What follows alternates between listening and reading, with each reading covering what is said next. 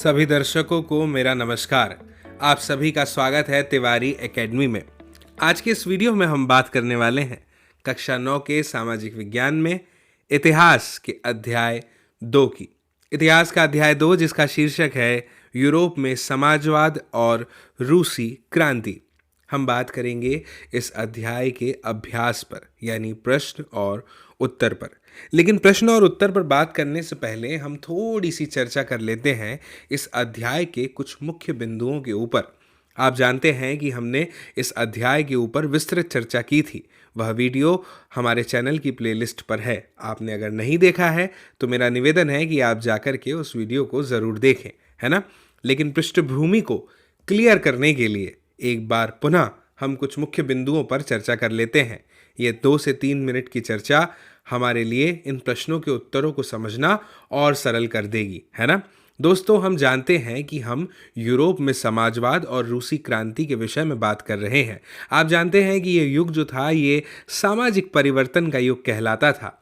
गहन सामाजिक और आर्थिक बदलावों का ये उस समय का युग था। आप जानते हैं कि इस समय हमने कई दुष्परिणामों के विषय में भी पढ़ा था जो औद्योगिक क्रांति से संबंधित थे। काम की लंबी अवधि हो जाना, कम मजदूरी, बेरोजगारी, आवास की कमी, साफ सफाई की व्यवस्था, ये सब वो बिंदु थे, वो विषय थे जिन पर लोगों को सोचने पर विवश होना पड़ गया था। हमने ये भी पढ़ा था कि फ्रांसीसी क्रांति जो थी उस समय समाज में परिवर्तन की संभावनाओं के जो रास्ते थे उसने उन्हें खोल दिया था, है ना। 3 अलग अलग विचारधाराओं के बारे में हमने इस अध्याय में पढ़ा था। उदारवादी, रूढ़िवादी, परिवर्तनवादी। अगर बात करें उदारवादी विचारधारा की तो इसमें हमने क्या देखा था कि जिसमें सभी धर्मों को बराबर का सम्मान और स्थान प्राप्त थे। व्यक्ति मात्र के अधिकारों की रक्षा के उदारवादी पक्षधर कहलाते थे, है ना। उनके कुछ मुख्य विचार हमने देखे थे, जैसे कि सभी प्रकार के धर्मों का सम्मान करना, आदर भावना, है ना। और अनियंत्रित सत्ता जो होती है, निरंकुश शासन, उसके वो विरोधी थे, है ना। इसके अतिरिक्त प्रतिनिधित्व जो होता है उस पर आधारित होनी चाहिए निर्वाचित सरकार, इसके वो पक्ष में थे। सार्वभौमिक वयस्क मताधिकार के बारे में तो हम सभी ने पढ़ा है ना। तो वो उसके स्थान पर जो संपत्ति धारक थे उनके वोट के अधिकारों के पक्ष में थे। कुछ कमियां भी थी, कुछ खामियां भी थी, कुछ विशेषताएं भी थी, सब पर हमने पढ़ा था। वहीं उदारवादी के बाद अगर रूढ़िवादी की बात करें तो वो एक ऐसी विचारधारा थी जिसके बारे में हमने पढ़ा था कि जो पारंपरिक कुछ मान्यताएं हैं उनके आधार उसको वो आधार बना करके कार्य करना उस समय पसंद करती थी। अगर इनके मुख्य कुछ विचारों की बात करें तो भाई जैसे अपने इतिहास का सम्मान करना, अपने अतीत का सम्मान करना, है ना, उसका महिमा मंडन करना। और उदारवादियों और जो दूसरे हमने बात किया परिवर्तनवादी का, इनके विरोध में थी, है ना, इनके पक्ष में नहीं थी। और ये इसका ये मानना था कि चेंजेस होने चाहिए, ज़रूरी भी है, लेकिन उनकी जो प्रक्रिया है वो बहुत ही धीमी होनी चाहिए, है ना। यानी बदलाव की जो प्रक्रिया है उसको वो धीमा बताना चाहते थे, धीमा करना चाहते थे। वहीं अगर परिवर्तनवादी की बात करें तो ये क्रांतिकारी रूप से जो राजनीतिक माहौल था उसमें परिवर्तन चाहते थे, साथ ही साथ समाज में भी। इनके कुछ मुख्य विचारों की बात करें तो ये क्या सोचते थे कि जो बहुमत आधारित सरकार है वो होनी चाहिए। संपत्ति का संकेंद्रण जो है इसके खिलाफ थे, है ना। निजी संपत्ति का ये हालांकि विरोध नहीं करते थे। और महिला मताधिकार होना चाहिए, इस आंदोलन का ये समर्थन करते थे। बड़े जमींदार थे, संपन्न उद्योगपति थे, इन लोगों को जो विशेष अधिकार प्राप्त थे उस समय उसके ये विरोधी थे, है ना, परिवर्तनवादी विचारधारा। समाजवाद के बारे में भी हमने पढ़ा था, है ना। समाजवादी विचारधारा कौन सी थी? जिसमें जो अपनी निजी संपत्ति होती है उसको रखने के विरोधी थे, है ना। सभी को न्याय मिले, संतुलन पर आधारित विचारधारा, ये सब हमने यहाँ पर देखा था। इनके विचारों की बात करें तो हमने इसमें विशेष रूप से लुई ब्लॉक और रॉबर्ट ओवन वगैरह को पढ़ा था। आपको याद होगा कार्ल मार्क्स, फ्रेडरिक एंगल्स, ये सब इसी के अंतर्गत आने वाले नाम थे। फिर हमने इसके बाद में देखा था कि किस तरह से समाजवाद की एंट्री होती है यूरोप में, है ना। समाजवादी जो निजी संपत्ति के विरोधी थे, है ना, वो मतलब बिल्कुल ये नहीं मानते थे कि जो है निजी स्वामित्व तो होना चाहिए संपत्ति पर। तो फिर वो क्या चाहते थे? हमने पढ़ा था कि भाई वो लोगों के पास संपत्ति तो हो लेकिन जिसके दूसरों को रोजगार भी मिलता है ना। लेकिन समस्या क्या थी कि संपत्तिधारी व्यक्ति को सिर्फ खुद ही के निजी लाभ, निजी फायदे से ही मतलब रहता है। तो उनके बारे में वो नहीं सोचता जो उसकी संपत्ति को उत्पादनशील बना सकते हैं, है ना। ये सब चीज़ें कार्ल मार्क्स के बारे में हमने पढ़ा था। वो विश्वास उनका था कि खुद को पूंजीवादी शोषण से मुक्त कराने के लिए मजदूर वर्ग जो था उसको एक अलग किस्म का समाज बनाना पड़ेगा, है ना। भविष्य के समाज को उन्होंने कम्युनिस्ट समाज का नाम दिया। कम्युनिस्ट मतलब होता है साम्यवादी, है ना, पढ़ा है हमने, हम जानते हैं, है ना। फिर इसके बाद में दोस्तों हमने एक समर्थन के बारे में भी पढ़ा। समाजवाद के लिए जो समर्थन का समय आया, है ना, 1870 1905 तक, ये सब हमने पढ़ा है। मैं ये बताना चाहता हूँ कि हम ये सब चीज़ों को कहीं ना कहीं जानते हैं, है ना। रूसी क्रांति के बारे में हमने देखा था 1917 फरवरी, है ना, उस समय राजशाही का पतन हो जाता है। फिर 1917 में ही रूस की सत्ता पर समाजवादियों के कब्जे हो जाते हैं, है ना। रूसी क्रांति इसी सब को तो कहा जाता है ना। रूसी समाज के बारे में हमने पढ़ा। 1914 का समय आपको याद होगा, है ना। रूस और उसके साम्राज्य पर किसका शासन था, नाम याद करिए, जार निकोलस, है ना, याद होगा आपको, है ना। तो ये फिर अर्थव्यवस्था के बारे में हमने पढ़ा। तो ये सब, और आपको याद है हमने इसमें एक घटना के बारे में पढ़ा था, खूनी रविवार, है ना। पादरी गैपोन का जिक्र आता है कि मजदूरों का जो जुलूस था उस पर जार के महल में सैनिकों ने हमला बोल दिया था, जो गैपोन आते हैं उनके नेतृत्व में, है ना। 100 से भी ज़्यादा मजदूर मारे गए, 300 से ज़्यादा घायल हो गए थे। खूनी रविवार का नाम दिया गया था इस घटना को, है ना। फिर 1905 की क्रांति भी हमने पढ़ी है ना। पहला विश्व युद्ध, रूसी साम्राज्य, ये सब हमने पढ़ा। फरवरी क्रांति क्या थी, उसकी घटनाएं क्या थी, उसके प्रभाव क्या हुए, है ना। अक्टूबर क्रांति, अप्रैल थीसिस, गृह युद्ध के बारे में हमने पढ़ा, है ना। क्रांति जब हो गई तो समाज जो है उसके 3 मुख्य समूह बन गए। बोल्शेविक, है ना, सामाजिक क्रांतिकारी ग्रीन्स, समर्थक वाइट्स, और फिर गृह युद्ध शुरू हो गया, है ना। ये सब चीज़ें हमने पढ़ी हैं। चलिए, चर्चा काफ़ी लंबी हो गई, अब हम बात करते हैं प्रश्न और उत्तर पर। तो सबसे पहले आ जाते हैं प्रश्न क्रमांक 1 पर। क्या है प्रश्न क्रमांक 1? रूस के सामाजिक, आर्थिक और राजनीतिक हालात 1905 से पहले कैसे थे? चलिए पढ़ते हैं, समझते हैं। दोस्तों 1905 से पहले ना रूस में सामाजिक, आर्थिक और राजनीतिक स्थितियाँ जो थी वो बहुत ही ज़्यादा विकट थी, है ना। यहाँ पर ऐसा लिखा हुआ है, बताया गया है, हमने पढ़ा भी है। और इन्हीं स्थिति ने क्या किया, वहाँ एक बड़ी क्रांति को जन्म दे दिया। इसको हम 1905 की क्रांति के रूप में जानते हैं। दोस्तों 20वीं शताब्दी की जब शुरुआत होती है ना, यानी 1900 से, तो रूस की आबादी का लगभग 85% हिस्सा जो था वो कृषक थे, है ना। और रूस जो है वो अन्न का एक उस समय प्रमुख एक्सपोर्टर यानी कि निर्यातक था। वहाँ से अलग अलग जगहों पर अनाज जाता था। अधिकांश उद्योग निजी उद्योगपति जो थे उनके द्वारा चलाए जा रहे थे, है ना। व्यापक प्रसार, भ्रष्टाचार और शोषण के कारण कभी कभी जो श्रमिक वर्ग होता था उसको न्यूनतम मजदूरी भी नहीं मिलती थी, यानी कम से कम जितनी मिलनी चाहिए थी उस समय के हिसाब से वो भी नहीं मिलती थी, प्राप्त नहीं हो पाती थी। काम के घंटे की कोई सीमा भी नहीं थी, है ना। बिल्कुल लगातार काम किया जाता था, करवाया जाता था। कुल मिला के रूस एक निरंकुश शासन था और जार द्वारा शासित था, है ना। दोस्तों जार जो है ना वो विशेष रूप से जार निकोलस एक स्व इच्छाधारी, भ्रष्ट और दमनकारी शासक था, है ना। जो उसके मन में आया वही करवाना चाहता था। उन्होंने लोक कल्याण को बिल्कुल पूरी तरह से नज़रअंदाज कर दिया और इसी के परिणाम सामने आए। किसान, श्रमिकों की स्थिति भी बहुत ख़राब हो गई थी। मजदूर और किसान दोनों ही दोस्तों बटे हुए थे। किसानों ने अक्सर किराया देने से इनकार कर दिया और यहाँ तक कि जमींदारों की हत्या भी कर दी, है ना। पश्चिमी यूरोपीय जो देश थे उनके द्वारा लोकतांत्रिक प्रयोगों से प्रभावित होने के कारण रूसियों ने भी एक जिम्मेदार सरकार की मांग की, लेकिन दोस्तों उनकी सभी मांगों को ठुकरा दिया गया, है ना। नतीजा क्या हुआ, यहाँ तक कि उदारवादी सुधारकों ने भी क्रांतियों की बात करना शुरू कर दिया। फिर जार निकोलस द्वितीय का शासन जब था उसके दौरान विशेष अधिकार प्राप्त लोगों को विशेष अधिकार प्राप्त थे, जबकि श्रमिकों और किसानों सहित जो आम जनता थी उसका सरकार में कोई कहना नहीं था, है ना। कोई भी आदमी नहीं था।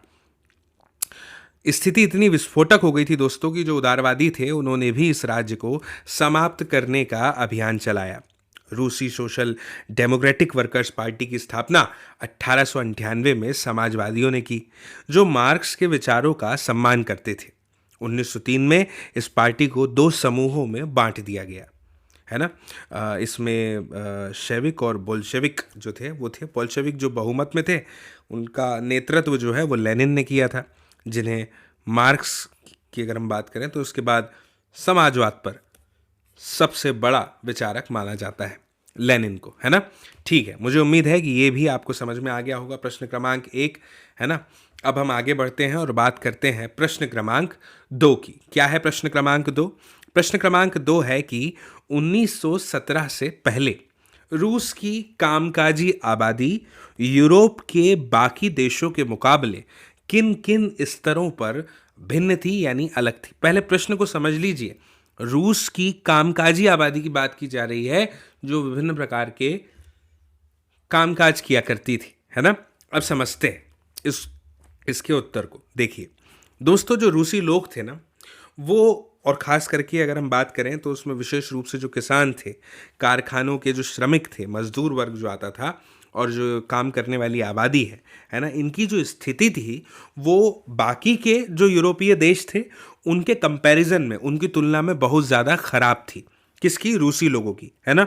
दोस्तों, मुख्य रूप से क्या था कि जो जार निकोलस थे उसकी निरंकुश सरकार थी, और ये उसी का कारण था जिसने क्या किया, अपनी भ्रष्ट और दमनकारी नीतियां अपनाई, और उसके द्वारा इन लोगों को दिन प्रतिदिन विरोध किया गया इनका। ठीक है दोस्तों, किसानों ने जो भूमि थी उस पर कृषि मजदूर के रूप में काम किया, और उनकी अधिकांश उपज जो थी वो भूमि मालिकों और विशेष अधिकार प्राप्त किसानों ने भूमि पर विशेष अधिकार प्राप्त जो धार्मिक थे, जो वर्ग थे, उनके हाथ में चली गई। ठीक है दोस्तों, बड़प्पन, ताज और रूढ़िवादी चर्च के पास बड़ी संपत्ति थी। हालांकि दोस्तों, ये किसान आमतौर पर गहरे धार्मिक थे, लेकिन कुलीन लोग जो थे उनके लिए उनके मन में कोई सम्मान नहीं था। यूरोपीय देशों में किसानों ने रईसों का सम्मान किया और उनके लिए लड़ाई लड़ी, लेकिन रूस में किसान चाहते थे कि रईसों की जमीन उन्हें दी जाए।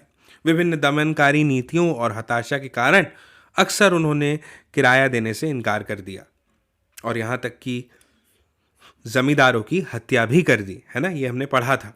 दोस्तों, कारखानों के मजदूरों की हालत भी उतनी ही ज़्यादा दयनीय थी, है ना।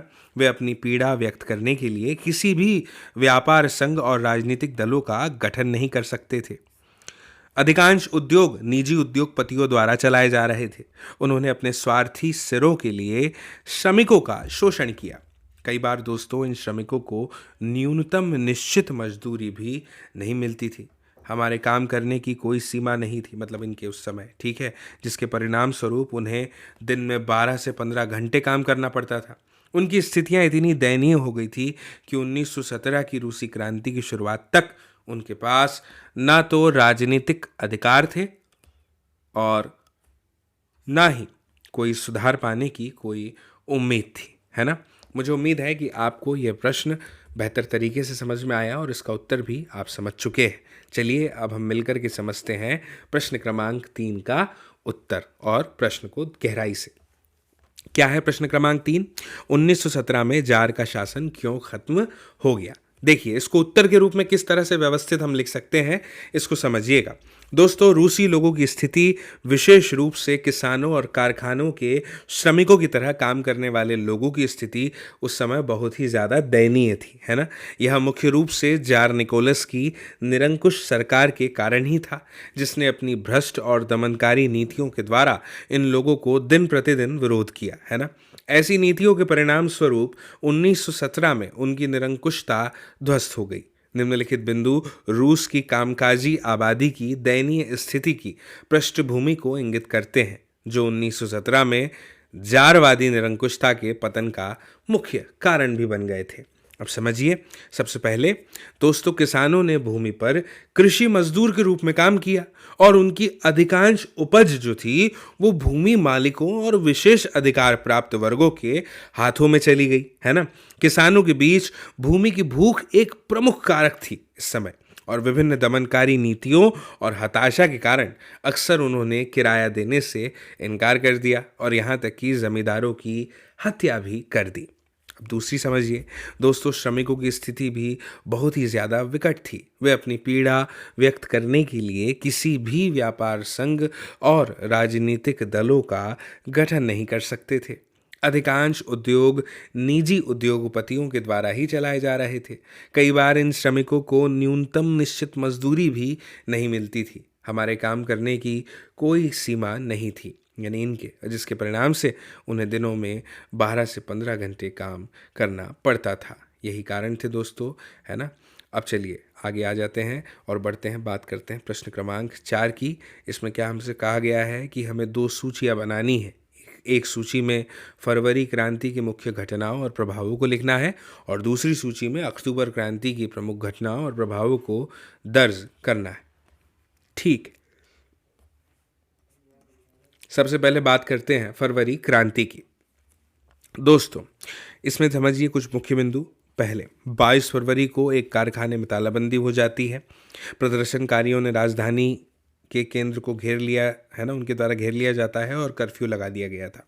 फिर 25 फरवरी ड्यूमा का निलंबन हो जाता है। सोवियत संघ का गठन होता है 27 फरवरी को। 2 मार्च को जार ने सत्ता छोड़ दी जाती है जार के द्वारा और अंतिम सरकार जो है वो बन जाती है। फरवरी की क्रांति ने रूस में निरंकुश शासन को समाप्त कर दिया और एक निर्वाचित सरकार का मार्ग उसने प्रशस्त किया। इस आंदोलन का कोई नेता नहीं था। फिर जिक्र आता है अक्टूबर की क्रांति का। दोस्तों, 16 अक्टूबर सैन्य क्रांतिकारी समिति का गठन होता है। 24 अक्टूबर सरकार समर्थक सैनिकों ने स्थिति से निपटने के लिए बुला लिया। फिर सैन्य क्रांति सीमित रात तक शहर को नियंत्रित करती है और मंत्री आत्मसमर्पण कर देते हैं और फिर बोल्शेविक सत्ता पर नियंत्रण रखते हैं, है ना। ठीक है, ये तो फरवरी और अक्टूबर क्रांति पर चर्चा हो गई। अब बात करते हैं प्रश्न क्रमांक 5 की। क्या है प्रश्न क्रमांक 5? बोल्शेविकों ने अक्टूबर क्रांति के फौरन बाद कौन कौन से प्रमुख परिवर्तन किए? चलिए उत्तर की बात करते हैं इसके। दोस्तों, अक्टूबर क्रांति के तुरंत बाद में ना बोल्शेविकों के द्वारा मुख्य परिवर्तन जो है, जो लाया गया, वो कुछ इस तरह से है। सबसे पहले बिंदु की बात करते हैं। इसमें बताया है कि बोल्शेविक किसी भी निजी संपत्ति के पक्ष में नहीं थे, इसीलिए अधिकांश उद्योगों और बैंकों का राष्ट्रीयकरण उस समय किया गया। दूसरे बिंदु में बताया गया है कि भूमि को सामाजिक संपत्ति घोषित किया गया और किसानों को उस भूमि को जब्त करने की अनुमति दे दी गई, जिस पर उन्होंने काम किया या वो काम किया करते थे। ठीक है, तीसरे बिंदु पर आते हैं। राज्यों में परिवार की आवश्यकताओं के अनुसार बड़े घरों का विभाजन किया गया था, है ना। फिर चौथे बिंदु में पुराने अभिजात वर्ग जो थे, उनकी पदवियों के प्रयोग पर रोक लगा दी गई थी, है ना। हमने पढ़ा था इस बारे में, आपको याद होगा। पांचवें बिंदु में हमें बताया है कि परिवर्तन का दावा करने के लिए जो बोल्शेविक थे, उन्होंने सेना और अधिकारियों के लिए नई वर्दी पेश करी। इसके बाद बोल्शेविक पार्टी का नाम बदलकर रूसी कम्युनिस्ट पार्टी यानी बोल्शेविक रख दिया गया और रूस एक दलीय देश बन गया और पार्टी के नियंत्रण में व्यापार संघ को रखा गया। पहली बार उन्होंने एक केंद्रीकृत योजना पेश करी, जिसके आधार पर पंचवर्षीय योजनाएं बनाई गई। ठीक है, मुझे उम्मीद है कि आपको ये समझ में आया होगा। अब बात करते हैं आगे बढ़ते हुए प्रश्न क्रमांक 6 की, है ना। क्या है प्रश्न क्रमांक 6? निम्नलिखित के बारे में हमें संक्षेप में लिखना है। सबसे पहले कुलक, फिर ड्यूमा, फिर 1900 से 1930 के बीच महिला कामगार, फिर उदारवादी और फिर स्टालिन का सामूहिकीकरण कार्यक्रम। चलिए सबसे पहले बात करते हैं प्रश्न के अनुसार कुलक की। दोस्तों, वे खुशहाल समृद्ध किसान थे जिन्हें कुलक कहा जाता है। 1927 से 28 तक सोवियत रूस के शहर अनाज की आपूर्ति की तीव्र समस्या का उस समय सामना कर रहे थे। कुलकों को इसके लिए आंशिक रूप से जिम्मेदार माना जाता था। आधुनिक खेतों को विकसित करने और उन्हें औद्योगिक लाइनों के साथ चलाने के लिए स्टालिन के नेतृत्व में पार्टी ने सोचा कि कुलकों को खत्म करना आवश्यक है ना। ये तो कुलक हो गए। अब बात करते हैं ड्यूमा की। दोस्तों, 1905 की क्रांति के समय जार ने रूस में एक निर्वाचित सलाहकार संसद के निर्माण की अनुमति दे दी। रूस में इस निर्वाचित सलाहकार संसद को ही ड्यूमा कहा जाता था। ठीक है, अब आते हैं तीसरे टॉपिक पर, 1900 से 1930 के बीच महिला कामगार। दोस्तों, 1905 की रूसी क्रांति, 1917 की फरवरी क्रांति के दौरान महिला श्रमिकों ने भी रूस के भविष्य को आकार देने में भाग लिया। 1914 तक महिला श्रमिकों ने कारखाना श्रम बल का 31% तक बना दिया। लेकिन पुरुषों की तुलना में कम भुगतान किया गया। दोस्तों, महिला श्रमिकों को न केवल कारखानों में काम करना था बल्कि अपने परिवार और बच्चों की देखभाल भी करनी थी। वे देश के सभी मामलों में भी बहुत सक्रिय थी। वे अक्सर अपने पुरुष सहकर्मियों को प्रेरित करते थे। उदाहरण के लिए आइए हम लॉरेंस टेलीफोन फैक्ट्री में एक महिला कार्यकर्ता माफ वासिलेवा की घटना को लेते हैं, जिसने बढ़ती कीमतों और फैक्ट्री मालिकों के उच्च स्तर के खिलाफ आवाज उठाई और एक सफल हड़ताल भी आयोजित की, है ना। दोस्तों, माफ वासिलेवा का उदाहरण अन्य महिला श्रमिकों के द्वारा लिया गया था और वे तब तक बेकार नहीं बैठी जब तक उन्होंने रूस में एक समाजवादी राज्य स्थापित नहीं कर लिया। बात करते हैं उदारवादी की। दोस्तों, रूस में उदारवादी कौन लोग थे? वे व्यक्ति थे जो एक ऐसा राष्ट्र चाहते थे जिसने सभी धर्मों को बराबर सम्मान जिसमें मिले, है ना। वे सरकारों के खिलाफ व्यक्तियों के अधिकारों को सुरक्षित रखना चाहते थे। उन्होंने वंशीय शासकों की अनियंत्रित शक्ति का विरोध किया। उन्होंने एक प्रतिनिधि कानूनों के अधीन संसदीय सरकार चुनी। वे एक स्वतंत्र न्यायपालिका चाहते थे, लेकिन उदारवादियों को सार्वभौमिक वयस्क मताधिकार पर विश्वास नहीं था। वे महिलाओं का मतदान अधिकार भी नहीं चाहते थे। अब बात करते हैं स्टालिन का सामूहिकीकरण कार्यक्रम की। दोस्तों, 1927 और 28 तक सोवियत रूस के शहर अनाज की आपूर्ति की तीव्र समस्या का सामना कर रहे थे। स्टालिन, जो उस समय पार्टी के नेता थे, उन्होंने इस समस्या के कारणों की जांच की और परिणाम स्वरूप कुछ आपातकालीन उपाय उस समय पेश किए। 1929 में स्टालिन का सामूहिक कार्यक्रम इन उपायों में से ही एक था। दोस्तों, इस कार्यक्रम के तहत पार्टी ने सभी किसानों को सामूहिक खेतों कोलखोज में खेती करने के लिए मजबूर किया। किसानों द्वारा एक सामूहिक खेत से लाभ या उपज साझा किया गया था।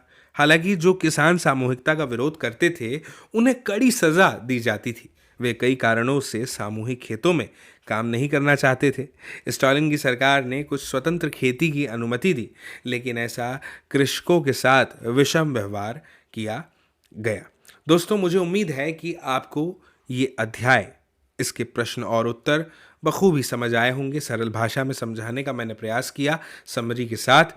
और यदि आपको ये वीडियो पसंद आया हो, इस वीडियो ने आपके ज्ञान में ज़रा भी इजाफा किया हो, तो आप ज़रूर इस वीडियो की लिंक को ज़रूर शेयर करें, साझा करें अपने दोस्तों, मित्रों, साथियों, सहपाठियों और परिजनों के साथ, ताकि वे लोग भी देख पाएँ इस वीडियो को, समझ पाएँ इस जानकारी को। आप सभी के साथ फिर से पुनः जल्द ही मुलाकात होगी अगले वीडियो में, अगली जानकारी के साथ में। तब तक के लिए आप सभी को मेरा नमस्कार।